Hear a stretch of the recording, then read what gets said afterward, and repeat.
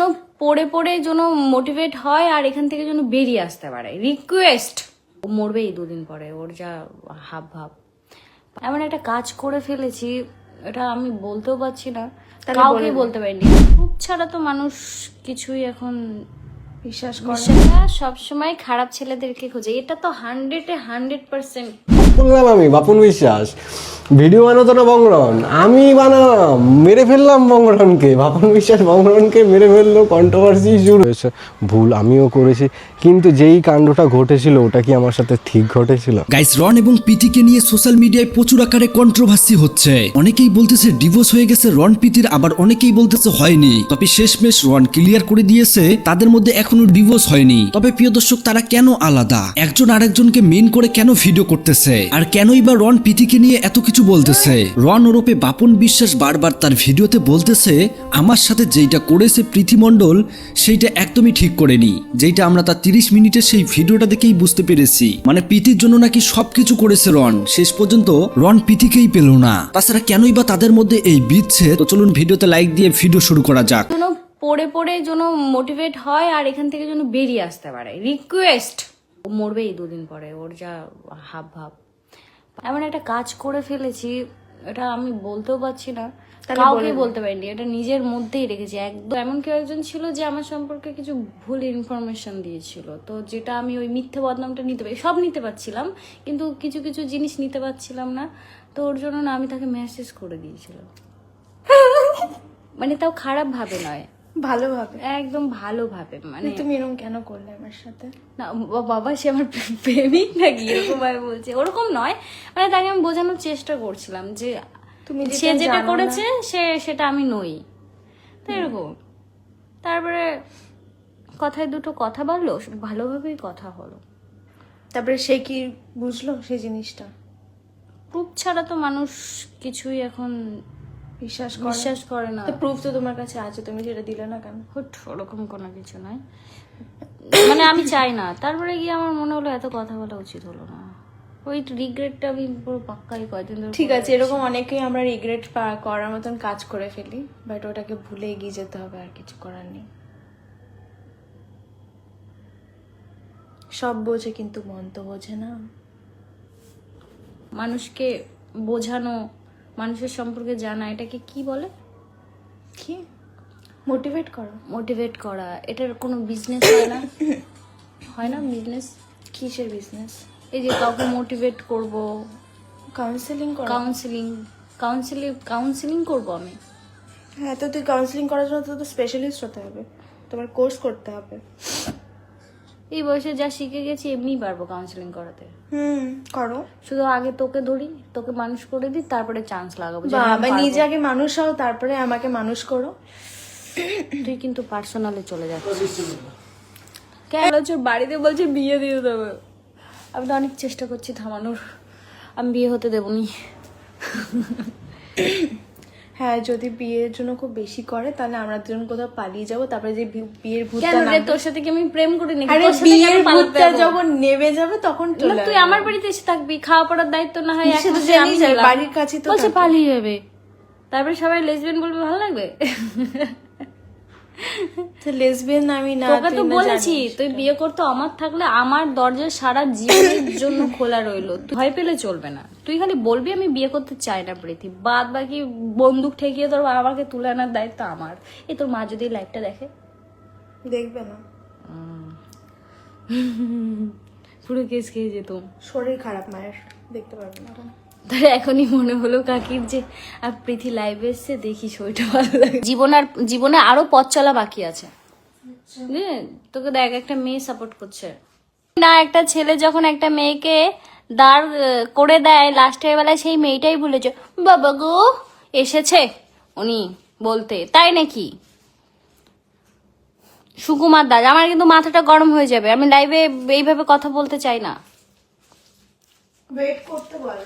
একটা ছেলেও যেমন একটা মেয়ের পাশে দাঁড়ালে মেয়েটা সাকসেসফুল হয়, একটা মেয়েও ছেলের পাশে দাঁড়ালে ছেলেটা সাকসেসফুল হয়। এভাবে কমেন্ট করো না। সুধামূর্তির ব্যাপারে জানে? ও জানবে না যে কমেন্ট করেছে, টাইপিংই ভুল করেছো, আর সুধামূর্তি কি জানে? মেয়েরা সবসময় খারাপ ছেলেদেরকে খোঁজে, এটা তো 100% আমি সায় দেব। কারণ মেয়ে মানুষ চেনে না। সব মেয়েরা না। কে বলেছে ভাই? বেশিরভাগ মেয়েরাই ভালো ভালো মেয়েগুলো ফালতু ছেলেদের পাল্লায় পড়ে যায়। অ্যাকর্ডিং টু সাইকোলজি, যে মেয়েরা লাইফে সেই ভালোবাসাটা পায় না ফ্যামিলি থেকে বা ফ্রেন্ডস হয় খা নালে বল। বা ফ্রেন্ডসদের থেকে, ছোটবেলায় একটা ট্রমা থাকে চাইল্ডহুড, সেই জিনিসটাকে খোঁজার জন্য, সেই ভালোবাসাটা পাওয়ার জন্য সে সবসময় ভুল পার্টনার চুজ করে। এটা তো আমি সেটা মেয়েরাও হতে পারে, ছেলেরাও হতে পারে।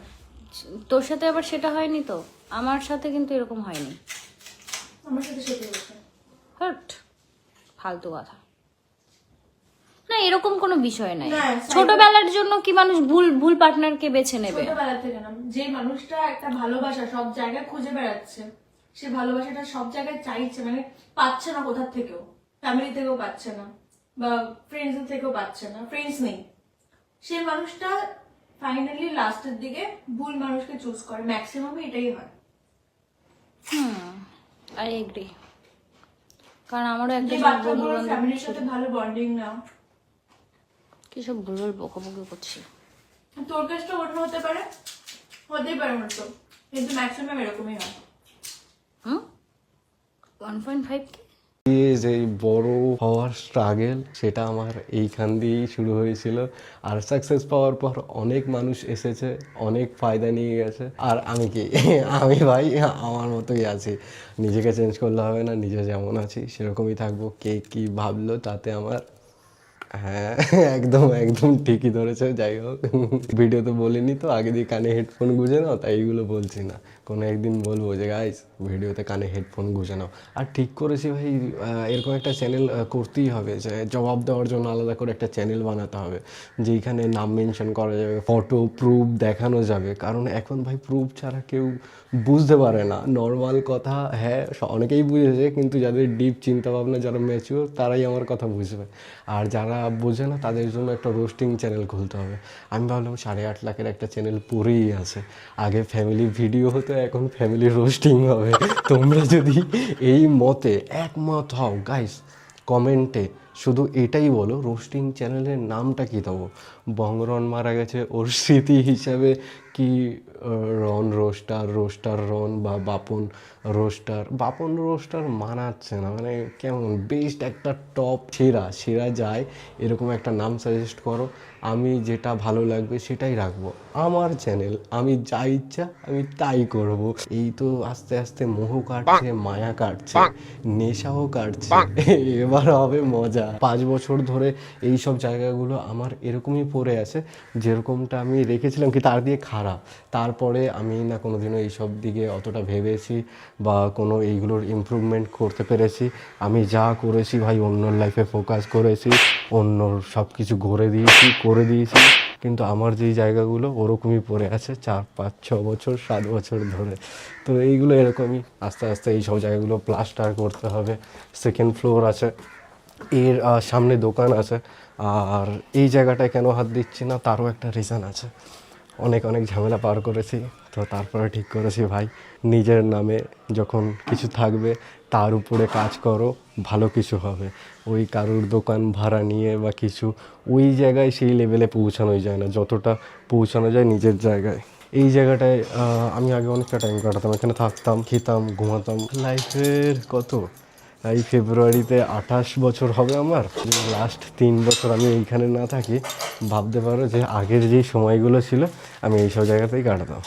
তো 4-5 বছর ধরে এই জায়গাটায় আমার থাকার ইচ্ছা ছিল। আস্তে আস্তে আমি কি করলাম যে বাড়ির উপরে একটা ঘর করে নিলাম, যেখানে আমরা দুজন ভালোভাবে থাকতে পারবো ফ্যামিলি নিয়ে। তো এখন ওই ঘরটায় থাকতে প্রচুর প্রবলেম হয়, তো ঠিক করেছি এই জায়গাগুলো রেডি করতে হবে।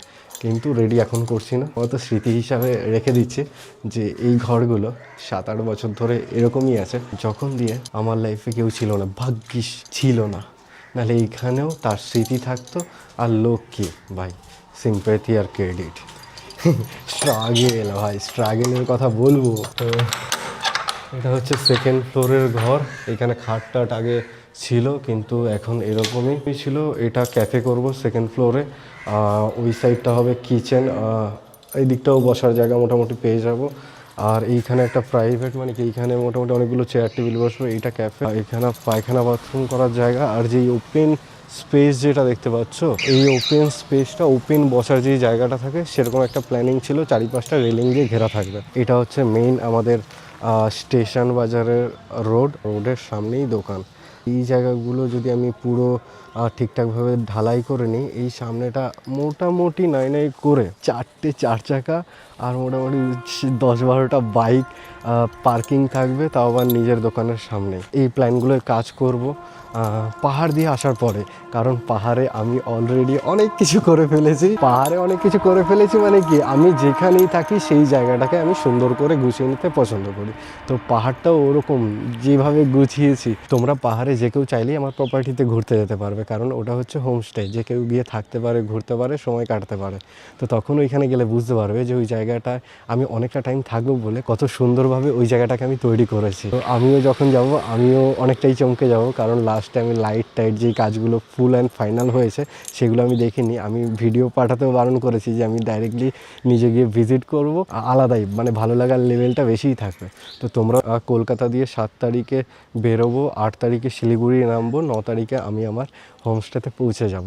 মোটিভেশান আমি দিতাম, আমায় আর মোটিভেশান দিতে হবে না, একটুখানি কষ্ট দিয়ে বেরিয়ে নিই, তারপরে দেখবে লাইভ কাটানো কাকে বলে, আমাকে দেখে শিখবে। এইটা হচ্ছে আমার সেই জায়গা, যেই জায়গাটার কিছু স্মৃতি আমি রেখে দিলাম, কারণ এরপরে যখন ক্যাফে ট্যাফে রেডি হবে তখন লোকে বুঝতে পারবে এই জায়গাটা কেমন ছিল আর কিসে পরিণত হলো। আমি নিচে যে স্টুডিওটা দেখিয়েছি এর সামনেও মেইন। বন্ধুরা, এতক্ষণ থেকে পুরো ভিডিওটি প্রথম থেকে শেষ পর্যন্ত দেখার জন্য আপনাদেরকে অসংখ্য ধন্যবাদ। পুরো ভিডিওতে দেখতেই পেলেন রন তার ভিডিওতে কি বলল। প্রীতির জন্য সবকিছু করেছে, মানে অনেক স্ট্রাগল করেছে রন, তাছাড়াও অনেক ভালোবাসতো প্রীতিকে। জানি না তাদের মধ্যে কি এমন ভুল বোঝাবুঝি হলো, যদিও রন ক্লিয়ার ভাবে বোঝায়নি, তবে প্রীতিকে নিয়ে অনেক কথাই বলেছে এই ভিডিওতে। অন্যদিকে আমরা প্রীতি মণ্ডলকে দেখতে পাই যখন নতুন সাল, মানে যখন 2026 সালের নতুন দিন পরে, সেই দিন একটা ভিডিওতে শুধু রনকে নিয়ে বলেছে আমি এখন একা থাকতে শিখে গেছি, তাছাড়াও অনেক কিছু বলেছে, আর যার ফলে একের পর এক ভিডিওতে বলতেছে রন। তো প্রিয় দর্শক, পুরো ভিডিও দেখার পর আপনাদের মতামত কি কমেন্ট বক্সে জানাবেন, পারলে ভিডিওটি শেয়ার করে দেবেন। ধন্যবাদ।